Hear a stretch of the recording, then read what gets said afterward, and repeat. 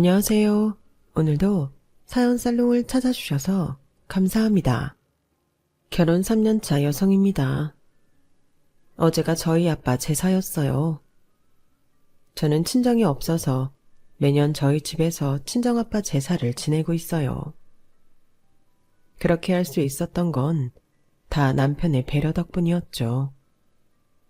남편이 먼저 저희 아빠 제사를 지내자고 말해 주었거든요. 비록 제 남편이 맞이는 아니지만 그래도 며느리 친정부모 제사를 당신 아들네 집에서 지낸다는 소리를 듣고 시댁에서 좋아할 리가 없었어요. 특히 시어머니는 뭐 이런 경우 없는 짓을 하냐며 한동안 전화통에 불이 나도록 제게 전화를 해대셨거든요.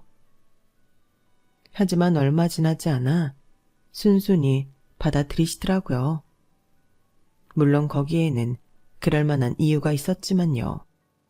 제가 사연을 보내게 된 것도 바로 그 이유 때문이에요. 저희 집 3남매는 엄마가 일찍 돌아가신 탓에 아빠 손에서 자랐어요. 생활이 넉넉한 편도 아니었고 아빠 성격이 살가운 분이 아니라서 저와 언니, 오빠는 늘 부모 정에 굶주려 지내야 했죠. 저와 6살 차이가 나는 언니는 국민학생 때부터 집안 살림을 혼자 맡아 하다시피 했어요. 아빠는 돈을 벌어야 했고 오빠와 저는 너무 어렸으니까요. 부모의 보살핌을 받지 못하고 자란 아이들은 자연스레 일찍 철이 들기 마련이라서 우리 3남매도 또래 아이들에 비해 세상을 일찍 알아버린 것 같아요. 아빠는 이삿짐센터에서 일을 하셨는데 늘 힘들게 몸을 쓰는 일을 하셔서 그런지 집에 돌아오면 자식들을 챙기기보다는 술을 드시거나 일찍 잠이 들기 일쑤였어요. 아빠 성격이 워낙 괴팍해서 잠을 깨우거나 아빠 말을 듣지 않으면 엄청 무섭게 혼내시곤 했는데 그래서인지 우리 3남매는 아빠 목소리만 들어도 어깨를 움츠릴 정도로 늘 겁에 질려 있었어요. 아빠가 주무실 때면 집안에서도 까치발을 하고 걸어 다닐 정도로 아빠 눈치를 보고 지냈죠. 그러니 부모와 자식 간의 대화는 당연히 없었고요. 이런 아빠 성격 탓에 언니는 성인이 되자마자 취직을 했다면서 집을 나갔어요. 언니가 나간 빈자리는 제가 채우게 되었죠. 언니 어깨너머로 보고 배운 실력으로 밥도 하고 반찬도 만들고 세탁과 청소도 도맡아 해야 했어요. 그러다 몇 년 뒤 오빠가 서울에 있는 대학에 들어가면서 오빠 역시 집에서 탈출하게 되었고 이제 남은 건 저 하나뿐이었어요. 처음엔 저도 고등학교만 졸업하면 집을 나가야겠다고 생각을 했지만 아빠와 단둘이 살다 보니 그런 마음이 점점 사그라지고 말더라고요.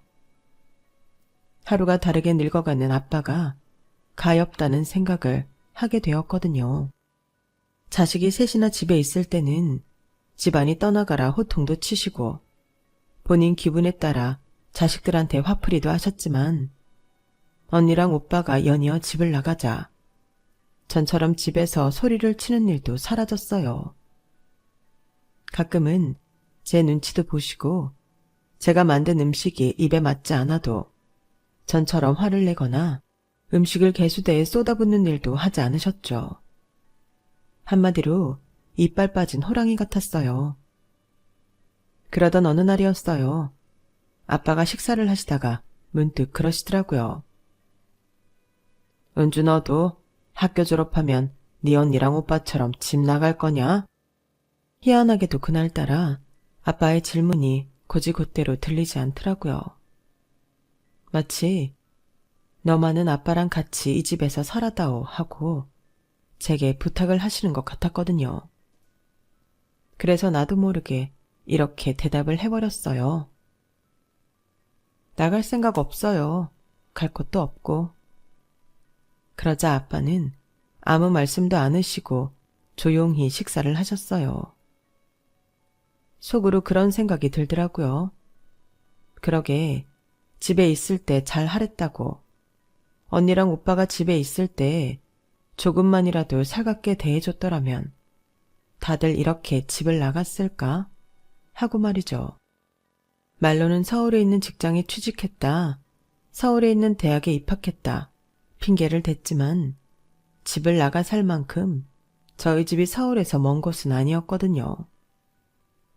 당시 저희 집은 남양주에 있었는데 서울까지 가는 지하철도 있고 버스도 있어서 충분히 집에서 통근, 통학이 가능했으니까요. 그런데도 굳이 집을 나간 건 전적으로 아빠 때문이었던 거죠. 아빠도 그걸 알고 계셨을 거예요. 그러니 저랑 사는 동안 이빨 빠진 호랑이처럼 화도 안 내시고 꼬랑지를 축 늘어뜨리고 사신 거겠죠. 그렇게 저는 고등학교를 졸업하고 취직을 하게 된 후로도 아빠랑 함께 살았어요. 저마저 집을 나가면 아빠 혼자 어떻게 살지 걱정도 됐고 아빠가 전처럼 괴팍하게 굴지도 않으셨기 때문에 딱히 나가 살겠다는 생각이 들지 않았거든요. 그러던 어느 날이었어요. 언니가 연락도 않고 집에 찾아왔더라고요. 집 나간 지 7년이 넘어서야 말이죠. 그런데 언니 혼자 온 게 아니었어요. 옆에는 키가 크고 얼굴이 하얀 남자가 서 있더라고요. 그리고 그 남자 품에는 3살짜리 남자아이가 안겨 있었어요.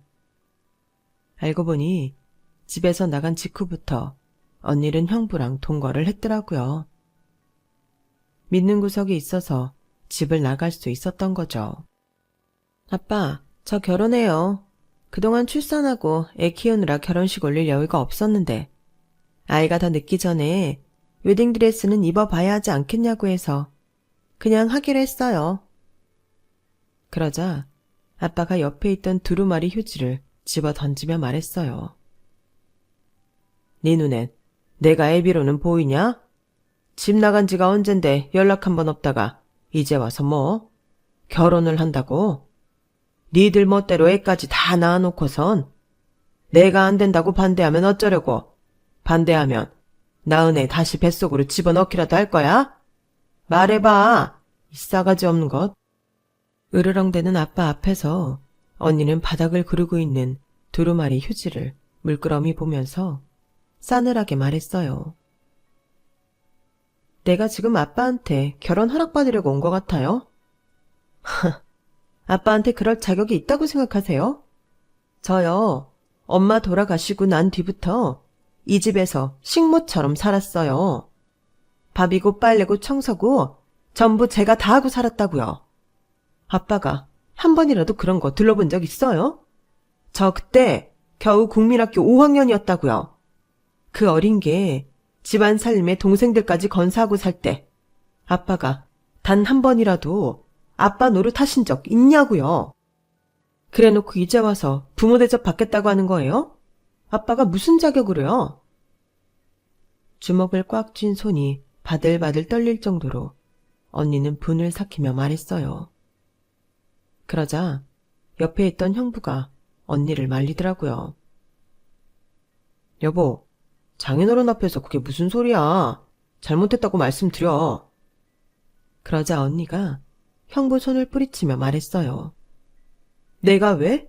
내가 왜 사과를 해? 이럴 줄 알고 우리 집에 오지 말자고 했던 거야. 우리 아빤 죽을 때까지 절대 안 변해. 자기가 잘못했던 거 하나도 인정 안 할 사람이라고. 그런데 왜 나만 매번 참고 나만 사과를 해? 싫어. 나도 싫다고. 나 이제 안 참을 거야.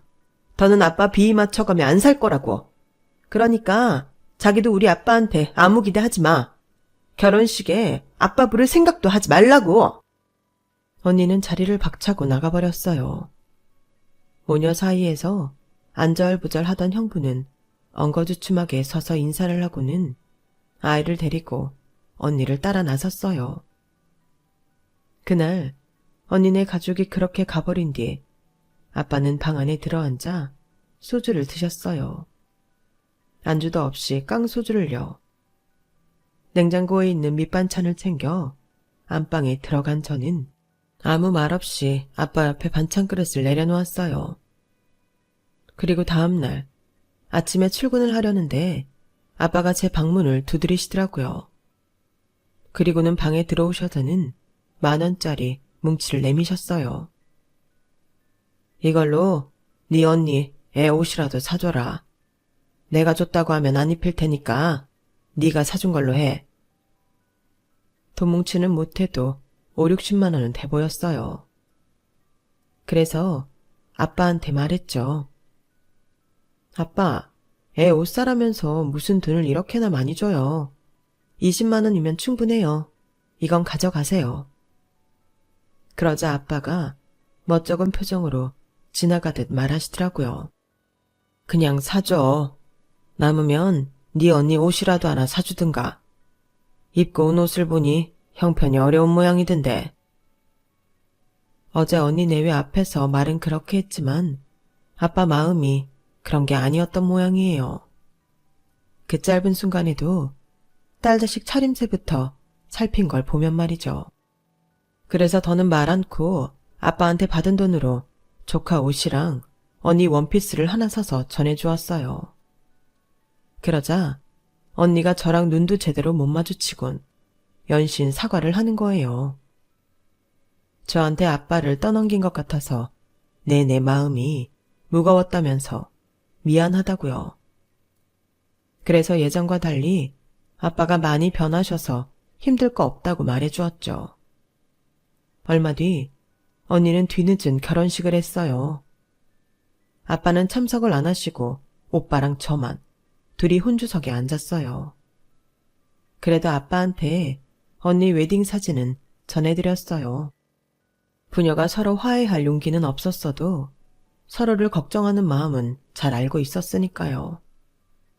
아빠와 언니가 다시 만난 건 3년 뒤 오빠가 결혼할 때였어요. 언니 때와는 달리 오빠 결혼식에는 아빠가 혼주석에 앉으셨거든요. 올케는 오빠랑 같은 회사에 다니는 사람이었는데 저희 집과는 한참 차이가 날 정도로 형편이 괜찮은 집 딸이었어요. 게다가 무남 동료라서 부모 사랑을 독차지하고 산 사람이었죠. 그래서 그런지 행동 하나하나에 이기적인 모습이 많이 보이더라고요. 게다가 저희 오빠를 대하는 태도를 보니 마치 공주가 신하한테 하듯 하대를 하는데 어찌나 얄밉던지 몰라요. 그런데도 오빠는 자기 와이프를 공주 받들듯 하더라고요. 오빠도 언니랑 마찬가지로 결혼식 날짜까지 다 잡은 후에야 집에 찾아왔어요. 그것도 혼자서요. 그리고는 마치 통보라도 하듯 아빠한테 결혼식 날 제발 말조심 좀 해달라고 신신당부를 하더라고요. 저 아버지한테 바라는 거 아무것도 없어요. 집도 처가에서 해주신다고 차도 장인어른이 뽑아주신다고 했으니까요. 아버진 그냥 결혼식 날 오셔서 혼주석에 앉아주시기만 하면 돼요. 괜히 저희 장인 장모님한테 엄한 소리 하지 마시라고요. 그 말 하려고 오늘 온 거예요. 와이프 될 사람은 결혼 준비 때문에 바빠서 못 왔어요. 아, 그 사람이 이거 아버지 드리래요. 결혼식 때 입을 옷 없을 거라고 양복을 준비한 모양이에요. 오빠는 마치 거지 동냥 주듯 아빠한테 정장 한 벌을 쥐어주고는 1시간이 넘도록 이거 하지 말라, 저거 하지 말라 온갖 잔소리를 다 하고 돌아갔어요. 언니 때와는 달리 이번엔 아빠가 아무 말씀도 안 하시고 오빠가 하는 말을 조용히 들으시더라고요. 그런데 이상하죠? 아빠가 언니한테 화를 냈을 때보다 오빠 앞에서 조용히 계신 게 더 화가 나지 뭐예요. 그렇게 오빠가 돌아가고 아빠는 계단에 쭈그려 앉아 줄담배를 피셨어요. 잔뜩 오그라든 아빠의 어깨를 보니 나도 모르게 울컥하더라고요. 다 큰 자식들 앞에서 너무도 작아진 아빠를 보니 왜 그렇게 서글프던지 눈물을 참으려 괜히 허공만 바라보다 조용히 들어왔네요. 언니랑 오빠는 결혼한 후에도 집에는 거의 찾아오지 않았어요. 가끔 제게 전화해 집에 별일 없는지 정도만 묻고는 끊을 뿐이었죠. 그래도 결혼을 했으면 명절이나 아빠 생신 때만이라도 와달라고 부탁을 했지만 그럴 때마다 돌아온 건 차가운 거절이었어요. 얘, 너 아빠가 나한테 했던 거 기억 안 나? 우리 그이랑 애 데리고 갔을 때 아빠가 우리 애 한 번이라도 안아주디? 남들은 손주 바보가 될 정도로 그렇게 손주를 아낀다는데 우리 아빠는 정말이지 글렀어. 그러니까 너도 앞으로 나한테 쓸데없는 소리 하지 마. 자꾸 이러면 너도 안 볼 거니까. 언니는 단칼에 거절하고는 전화를 끊었어요. 오빠도 다를 바는 없었어요. 처가에 창피해서 어떻게 우리 집에 와이프를 데려오냐며 오히려 화를 내더라고요. 결국 세월이 흘러도 이 집에는 아빠와 저 둘뿐이었어요. 점점 힘에 부처하던 아빠는 이삿짐 나르는 일을 그만두고 창고 경비 일을 하게 되었어요. 아빠가 일하는 곳이 제가 회사 창고인지 가끔씩 모 회사 과자랑 껌, 젤리 같은 걸 집에 가져오시곤 했죠. 그러더니 하루는 뜬금없이 그러시는 거예요. 니들이 어렸을 때 내가 이 일을 했었다면 과자도 많이 가져다주고 했을 텐데 아빠가 참 무정했지. 그때 나도 너무 힘에 부쳐서 그랬다. 네 엄마가고 어린 자식이 셋이나 딸려있는데 이것들을 어떻게 굶기지 않고 데리고 살까 그 걱정뿐이었거든. 사람이 밥만 먹고 사는 게 아닌 건데 그때는 애들 굶기지 않는 게 제일 중요해서 딴 생각은 할 겨를이 없었어. 나도 힘드니까 괜히 니들한테 짜증을 내고 돌아서면 그러지 말자고 해놓고도 또 버럭거리고 소리나 치고. 아빠가 삼철이 없었다. 네 언니 말대로 아빠 자격 없는 사람이야. 아무리 자신이 잘못했어도 절대 잘못했다는 말을 안 하던 아빠가 웬일로 자기 반성을 하는 걸 보니 기분이 이상했어요.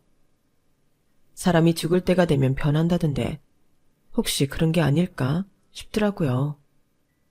그런데 말이 씨가 된다고 다음날 아침 식사하시라고 안방 문을 열어보니 아빠가 바닥 요 위에서 안 주무시고 아무것도 안 깔린 바닥에 누워 계시지 뭐예요.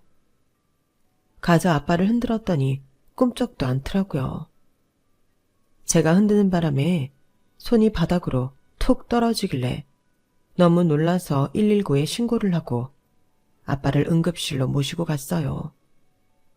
다행히 발견 시간이 빨라서 큰 손상 없이 깨어나시긴 했지만 뇌경색의 후유증으로 아빠는 반신불수가 되고 말았어요. 그동안 타박상이나 근육통은 달고 사셨어도 몸 하나는 튼튼하셨던 분이 하루아침에 혼자서는 제대로 걷지도 못하고 젓가락질도 못하게 되자 정말 미치겠더라고요. 당사자인 아빠도 답답하겠지만 아빠를 돌보는 저는 그 이상이었어요.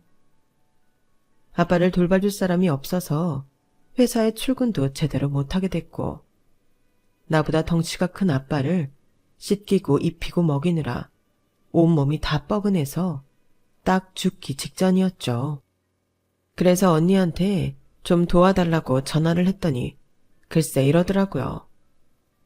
야, 내가 집에서 노는 사람이니? 살림하랴 애 키우랴 틈틈이 알바까지 하랴.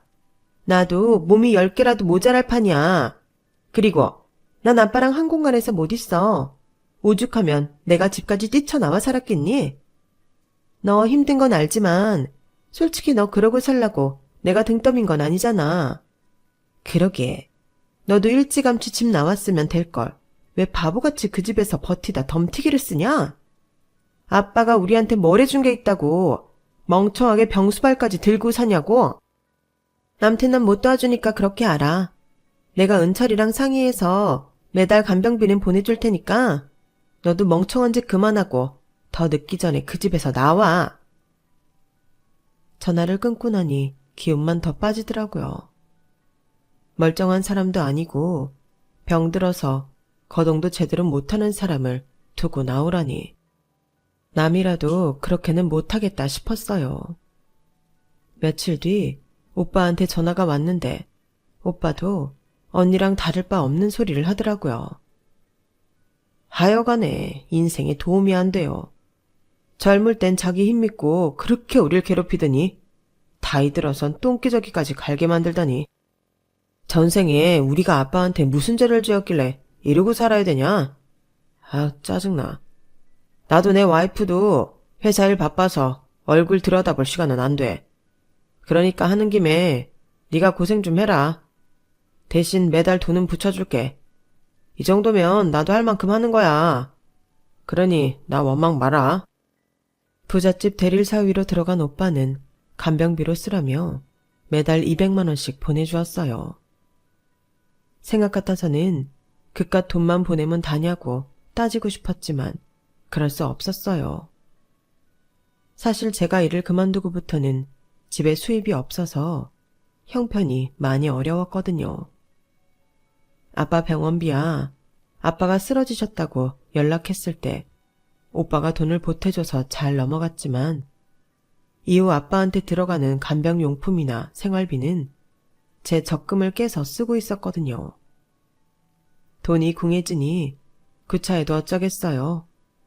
화만 한번 삼키면 매달 돈 걱정은 안 할 수 있는데요. 생활비랑 아빠한테 들어가는 돈은 걱정을 안 하게 되었지만 24시간 아빠 옆에 붙어 있어야 하는 제 체력은 어떻게도 복구가 안 되더라고요. 그러던 어느 날이었죠. 당시 저랑 사귀다 헤어졌던 제 남편이 집에 찾아온 거예요.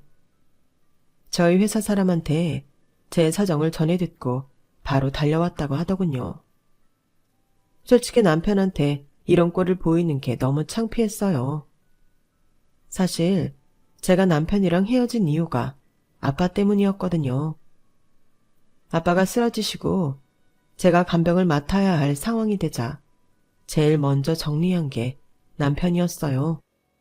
사귄 지 고작 반년도 안 된 상황에 구차한 내 상황을 설명하고 이해해달라고 말하기 싫었거든요. 그래서 좋아하는 사람이 생겼다고 거짓말을 하고는 헤어졌던 건데 이렇게 들켜버린 거였죠. 왜 진작 말 안 했어? 난 너한테 이런 일이 있는 줄도 모르고 널 얼마나 원망했는지 알아? 그런데 다른 형제들은? 설마 너 혼자 하루 종일 아버님 간병을 해왔던 거야? 너 죽으려고 환장했어? 그럼 어떡해. 언니고 오빠도 다 안 하겠다는데. 나마저 병든 아빠를 두고 도망치라는 거야? 내가 어떻게 그래. 내 아빠인데. 내 말은 그런 게 아니라 이 힘든 걸 어떻게 너 혼자 감당하냐는 거지. 요즘엔 나라에서 지원해주는 부분도 많고 간병 쪽으론 자원봉사를 하는 분들도 있는데 왜 알아보지도 않고 혼자 떠안고 살았냐는 말이야. 일단 내가 한번 알아볼게. 다른 건 몰라도 간병인 지원을 받을 수 있을 거야. 이후 남편 덕분에 정부에서 지원해주는 간병인 바우처도 받을 수 있게 되었고 그 밖에 지원 물품도 받을 수 있었어요. 행정복지센터에서 직접 직원이 찾아와 저희가 지원받을 수 있는 부분을 꼼꼼히 설명해 주셨고요. 목욕 봉사를 하시는 자원봉사자분들도 계셔서 덩치 큰 아빠를 혼자 끙끙대며 씻기지 않아도 되었죠. 그리고 여러 도움 덕분에 저는 다시 일을 할 수 있었어요. 비록 동네 마트의 반타임짜리 아르바이트였지만 고정 수입이 생겨서 저로서는 한시름 놓을 수 있게 되었죠. 거기다 일하는 동안만이라도 집에서 나와 머리를 식힐 수 있어서 심적으로도 많이 안정을 찾을 수 있었어요. 남편이 우리 집에 찾아온 이후 저희는 다시 연인 사이로 돌아가게 되었어요. 남편이 모르면 모를까 왜 자기랑 헤어지려 했는지 이유를 안 이상 순순히 놔줄 수 없다고 엄포를 놓았거든요. 미안한 마음도 있었지만 내심 기뻤어요. 아빠 간병을 하면서 제가 정신적으로 무너졌던 이유 중 하나가 아빠 때문에 내 인생에서 중요한 부분인 일과 사랑이 송두리째 뽑혀 나간 것 같다는 거였거든요. 그 상실감으로 힘들었는데 남편 덕분에 되찾은 기분이었죠. 게다가 남편이 자주 집에 찾아와 아빠 말벗도 대어드리고 재활치료도 같이 다녀준 덕분에 아빠 상태가 눈에 띄게 좋아지셔서 조금씩 희망이 생기기 시작한 거예요. 마비가 심한 오른쪽 팔을 제외하면 발음이 좀 어눌하긴 하지만 말씀도 하시고 걸음걸이도 많이 좋아지셨고요. 몸이 많이 나아지자 하루는 아빠가 그러시는 거예요. 언제까지 남자를 집에 드나들게만 할 거야? 수환이랑 결혼할 생각이 없는 거야? 아니면 나 때문에 못하는 거야? 둘 다 아니에요. 그냥 내가 많이 부족하니까. 네 코가 둘이야? 아니면 입이 삐뚤어지기라도 했어? 부족하긴 뭐가 부족하다는 거야? 수환이는 너랑 결혼하고 싶어서 몸이 달았던데. 넌 누굴 닮아서 그렇게 눈치가 없냐? 잔말 말고 올해 안에 쉬고 올려. 더 늙으면 웨딩드레스 입어도 안 이뻐.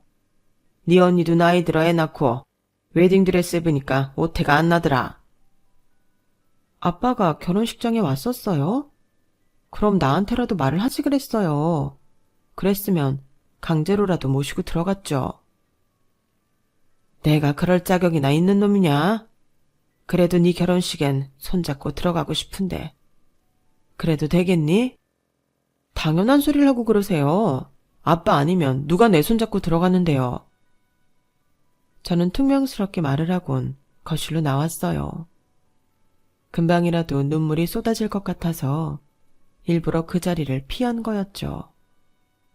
나중에 남편한테 얘기를 들어보니 아빠가 열심히 재활치료를 받았던 건 제 손을 잡고 식장에 들어가고 싶어서 그랬던 거라고 하더군요. 그 말을 듣고 얼마나 울었는지 몰라요.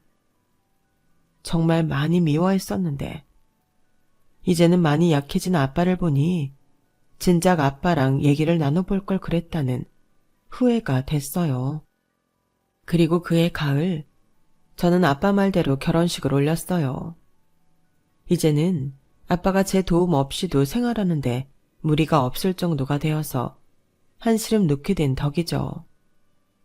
아빠 손을 잡고 버진로드를 걸어가는데 자꾸 눈가에 눈물이 고여서 얼마나 힘들었나 몰라요.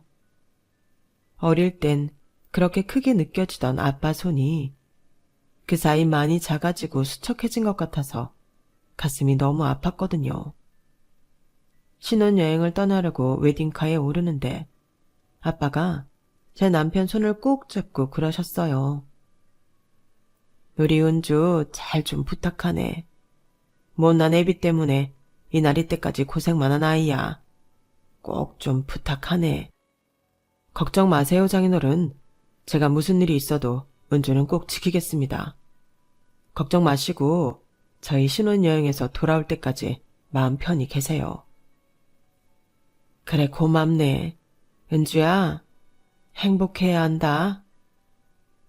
행복하라는 그 말은 아빠의 마지막 유언이 되었어요. 우리가 신혼여행을 떠난 지 3일째 되던 날, 아빠가 뺑소니 차량에 치여 세상을 떠나셨거든요. 남은 신혼여행 일정도 취소하고 돌아온 우리 부부는 장례식장으로 달려갔어요. 그런데 침통한 분위기에 빠져 있어야 할 장례식장이 난장판이 되어 있는 거예요. 상주를 맡고 있던 오빠가 살벌하게 덩치가 큰 남자들한테 둘러싸여 멱살까지 잡혀 있더라고요. 그 사람들은 저희 아빠한테 받을 빚이 3억이나 있다면서 자식이니 당연히 그 빚을 대신 갚아야 한다고 고래고래 소리를 질렀어요. 오빠는 자기는 모르는 일이라고 그 소나기에서 빠져나오려고 발버둥을 치고 있었죠. 그 사이 누가 신고를 했는지 경찰이 장례식장 안으로 들어왔고 다행히 장례식장은 안정을 찾을 수 있었죠. 그러자 오빠가 저랑 언니를 향해 투덜거리는 거예요. 은주 너 알고 있었어? 아버지한테 빚 있다는 거? 누나, 아니다. 누나는 연락 끊고 산 지가 언젠데 그걸 알았겠어. 은주 너 알고 있었냐고. 아니 모르는 일이야. 아빠가 뭐 하는데 빚을 져. 빚이 있었다면 지금까지 빚쟁이들이 집에도 한번 안 찾아오고 조용했겠어? 뭔가 잘못됐을 거야. 그러자 오빠는 짜증을 내며 말했어요. 아, 몰라. 난 상속 포기할 테니까 두 사람은 알아서 해. 안 그래도 와이프가 얼마 전부터 이혼하자고 난리여서 사람 미치겠는데 별게 다 사람 골치 아프게 하네. 누나는 어떡할 거야? 상속 포기할 거지? 어? 당연히 해야지. 은주 너도 해. 괜히 덤태기 쓰지 말고. 장례식이 끝나기도 전에 언니와 오빠는 발빠르게 상속 포기 신청부터 했어요. 하지만 저는 그럴 정신도 없었고 무엇보다 제가 아는 아빠는 남의 돈을 빌려 쓸 사람도 아닌데다가 허투루 돈을 쓸 사람도 아니어서 일단 지켜볼 생각이었어요. 그렇게 아빠 장례를 마치고 집에 돌아온 저는 그대로 잠이 들어버렸어요. 13시간을 비행기를 타고 한국에 돌아와 연속 이틀을 날을 새고 장례식장을 지킨 탓에 체력이 완전 소진됐거든요. 그런데 그날 꿈에 아빠가 나오신 거예요. 아빠는 낡은 지갑을 제 손에 꼭 쥐어주시며 그러시더라고요. 은주야, 이거 받아라. 여기에 내 죽음의 비밀이 들어있어. 아빠가 건넨 지갑을 받아드는데 그 느낌이 너무 생생해서 이게 꿈이라는 것도 있고 아빠를 부르며 목 놓아 울었어요. 얼마나 울었을까요? 남편이 저를 흔들어 깨우는 바람에 눈을 뜨고 말았어요. 여보, 꿈에 아빠가 나오셨어. 근데 아빠가 지갑을 주시면서 거기에 아빠가 죽은 비밀이 있다고 하시는 거야. 이게 무슨 뜻일까? 글쎄, 지갑을 받는 건 길몽 아닌가? 아빠 지갑, 나 그거 찾아봐야겠어. 자다 말고 일어난 저는 겉옷을 껴입고 집을 나섰어요. 막 택시를 잡으려는데 뒤따라 나온 남편이 차창 밖으로 저를 부르더라고요. 남편 차를 타고 아빠 집으로 돌아온 저는 정신없이 안방으로 들어갔어요. 그런데 마치 누가 먼저 집을 뒤진 것처럼 서랍이 삐죽삐죽 나와 있더라고요. 그때는 지갑을 찾아야 한다는 생각 때문에 다른 건 신경 안 쓰고 평소 아빠가 지갑을 넣어두시는 서랍을 열었어요. 제가 첫 월급을 탔을 때 사들인 지갑이었는데 아빠가 아깝다고 몇 번 들지도 않으시곤 서랍에 넣어두셨거든요. 서랍 속에 고스란히 들어있는 지갑을 꺼내 속을 살펴봤더니 웬 보험 설계사 명함이 들어있더라고요. 평생 보험이라고는 나라에서 만들어준 의료보험밖에 없는 분이 이런 건 왜 지갑에 넣어두셨을까 생각했지만 지폐가 들어가 있는 자리에 접혀있는 하얀 종이를 펼쳐보고는 그런 생각은 싹 지워지고 말았어요. 거기엔 형부와 언니가 쓴 각서가 들어있었거든요. 아빠 이름으로 대부 업체에서 3억을 빌렸다는 내용으로 혹여 아빠가 갑자기 세상을 떠나시더라도 저한테 피해가 가지 않게 언니네 부부가 그 돈을 갚아 나가겠다는 내용의 공증 각서였어요. 아빠가 빌려 썼다던 3억은 언니네 부부가 빌린 돈이었던 거죠. 그래놓고는 자기는 모른다고 발뺌을 하다니 피가 거꾸로 솟는 것 같더라고요. 그래서 그 길로 언니네 집으로 찾아갔어요. 아주 세상 모르고 자고 있더라고요. 언니, 3억에 대해 나한테 할 말 없어? 3억? 그거 아빠가 빌린 돈이잖아. 근데 그건 왜? 너 아직도 상속 포기 안 한 거야? 그놈들이 너네 집에 찾아갔어? 그런 거야? 아빠가 빌린 돈이라고? 여기엔 그렇게 안 써있던데? 이거 찾으려고 안방 서랍을 뒤져놓곤 안타깝게도 이건 못 찾았나 봐? 저는 각서를 언니 눈앞에 들이밀었어요. 그러자 언니 내외가 사색이 되더라고요. 낭패감이 서린 얼굴 위에 저는 그동안 차마 하지 못했던 욕설을 퍼부었어요. 거의 정신이 반쯤 나간 채로요. 네가 사람이니? 아빠가 쓰러져서 거동도 못할 때는 거들떠도 안 보더니 돈이 필요하니까 아빠 이름으로 이 큰 돈을 빌려? 그래놓곤 시치미를 떼? 니네 때문에 아빠는 세상 떠나시는 날까지도 깡패 새끼들한테 치욕을 당했는데 그런데도 니들은 두 다리 쭉 뻗고 잠을 자? 이런 쓰레기 같은 것들아. 아빠가 어떤 심정으로 니들을 대신해 돈을 빌렸을지 모르겠니? 어떻게 자식이라는 게 지 아빠를 팔아서 돈을 챙겨 이 못된 년아. 네가 그러고도 사람이야. 당장 그 돈 갚아. 니네 집을 팔든 네 장기를 팔든 이번 주 안에 해결해놓지 않으면 나 이거 들고 법정에서 니들 기다릴 테니까. 네 자식들 앞에서 고개 들고 살고 싶으면 내 말 듣는 게 좋을 거야. 언니 집을 나온 저는 그대로 기절을 했어요. 눈을 떠보니 병원이더라고요. 팔에는 링거 바늘이 꼽혀 있었어요. 제 옆에서 쪽잠을 자고 있던 남편은 저를 보자 울먹이며 그러는 거예요. 은주야, 이제 정신이 좀 들어? 너 이틀을 꼬박 잤어. 병원에선 아무 이상 없다는데 도통 일어나야 말이지. 그런데 너 잠든 사이에 누가 좀 왔었거든? 근데 그 사람 말이 내 앞으로 사망보험금이 지급될 거래. 아버님이 보험을 들어놓으신 게 있는데 수익자가 네 앞으로 돼 있다더라고. 근데 웃긴 건 나머지 형제들이 상속 포기를 해서 형제간에 법적 분쟁이 일어나도 네가 다 받게 됐다나 봐. 이게 다 무슨 일이라니? 순간 피식 웃음이 났어요. 아빠의 마지막이 너무 극적인 데다 너무 아빠다운 결말이 맺어진 것 같아서였죠. 자식들한테 사랑한다는 말도 못하던 아빠는 유산도 이렇게 애둘러서 주고 가셨으니 말이에요. 뒤늦게 제가 아빠의 사망보험금을 받았다는 소식을 접한 언니와 오빠는 득달같이 달려왔더라고요. 그리고는 보험금을 정확히 3등분 해야 한다고 난리를 쳤죠. 그래서 한마디 해줬어요. 아빠 간병도 똑같이 3등분으로 나눠하지 그랬어. 간병은 다들 나한테 떠밀더니 돈은 받고 싶은가 봐? 근데 어쩌냐? 둘 다 상속 포기까지 한 마당에 무슨 권리로 돈을 받아가겠대? 양심이 있으면 조용히 입 닫고 돌아가. 경찰 부르기 전에. 알았어? 결국 언니와 오빠는 아빠가 남긴 사망보험금은 단 한 푼도 받지 못했어요.